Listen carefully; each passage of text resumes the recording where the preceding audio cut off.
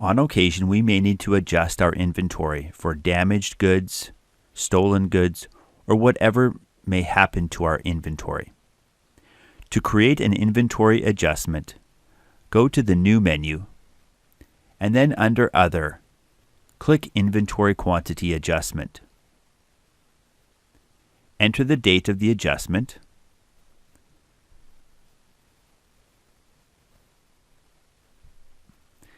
choose the Inventory Adjustment account. QuickBooks presets it to inventory shrinkage.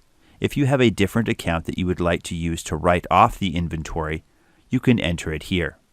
We'll leave it as is. Next, choose the product that you're going to adjust. Let's suppose that one of our turf edgers was damaged. Let's suppose that we only have 13 on hand. QuickBooks tells us how much we have on hand, and we would overwrite the new quantity with 13. And QuickBooks will reflect the one difference there and shows it in the final column, Change in Quantity.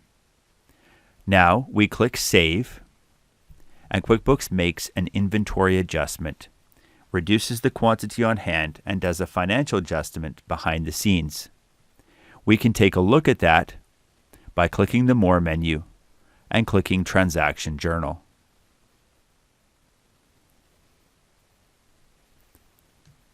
And there we see the adjustment done to the inventory shrinkage and the inventory asset account.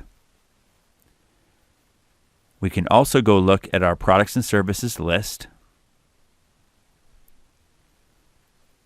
And when we look at our turf edger, now we see that we only have 13 in stock, down from 14. And that's how we adjust inventory in QuickBooks.